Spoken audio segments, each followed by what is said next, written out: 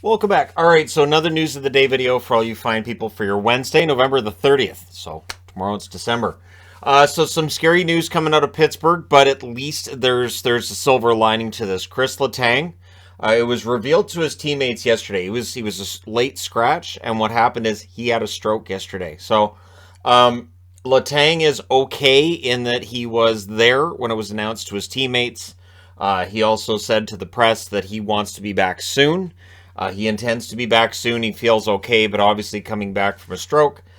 Scary process, and so all the best to Chris Letang in his recovery. It's one of those things, it could be weeks. It could be months. It is one of those things that you've got to keep an eye on when you know that you've had these. You're susceptible to having more. Best of health to Chris Letang. My thoughts go out to him, Pittsburgh organization, and all of that. And hopefully he's back as soon as possible and healthy as soon as possible. So yeah, only positive vibes from here. So that being said, let us get into other news from today as well. The Seattle Kraken last night set a team record with their 6th straight victory.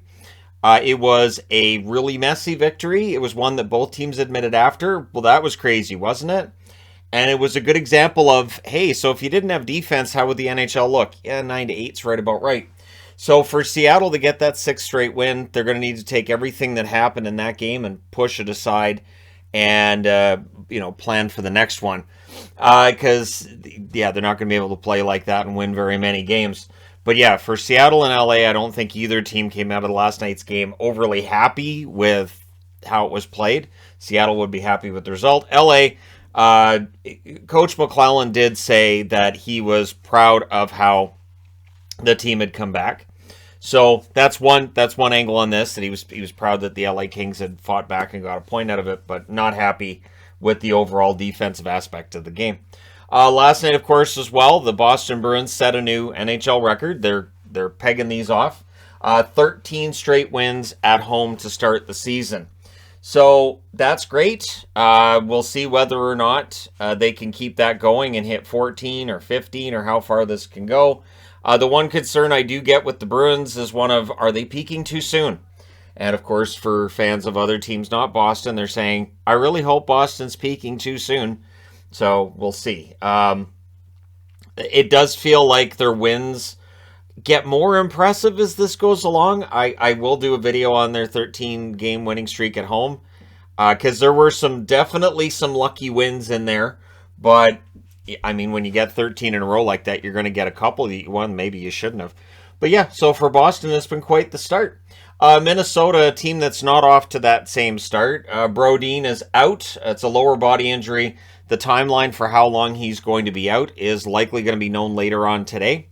Brodin, of course, excellent defensive defenseman for the Minnesota Wild.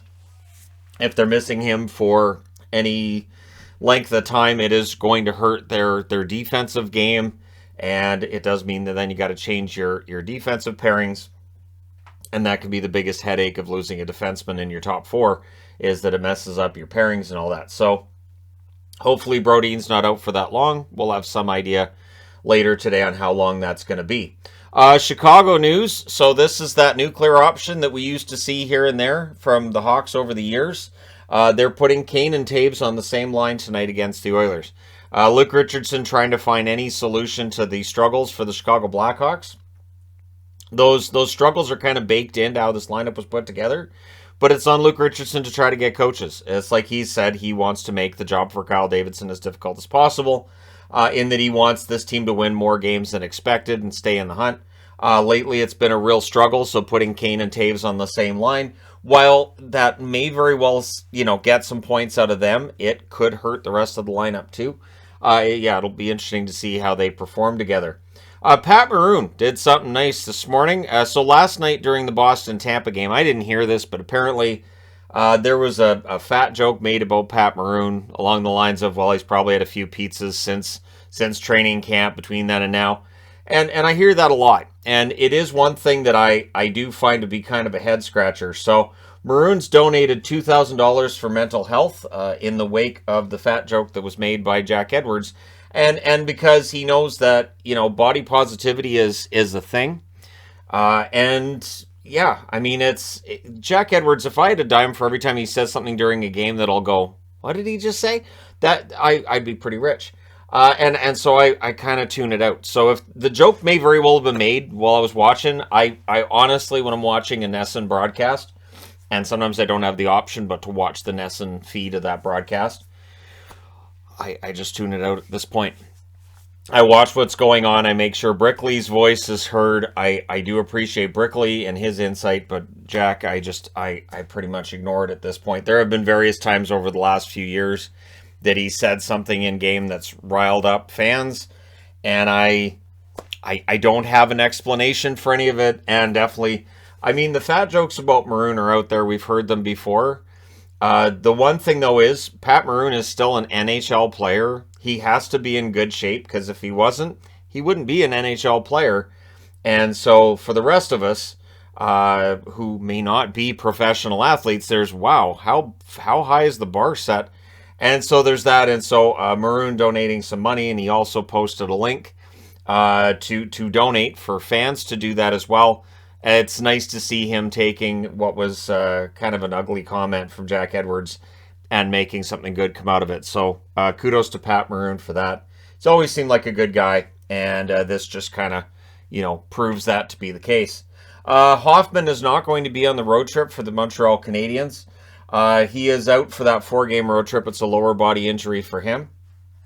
So we'll see how Montreal performs, how long Hoffman's in Montreal, because you know that Kent Hughes is looking to make moves, and I think the plan is still to go through with the rebuild, even though their record is good at 11-10-1. I think the plan is still to sell off assets at deadline in order to improve their chances of doing well at the draft table and building towards the future. They've got some of that future already in the lineup with that great top line, but a guy like Hoffman probably on his way out sooner rather than later.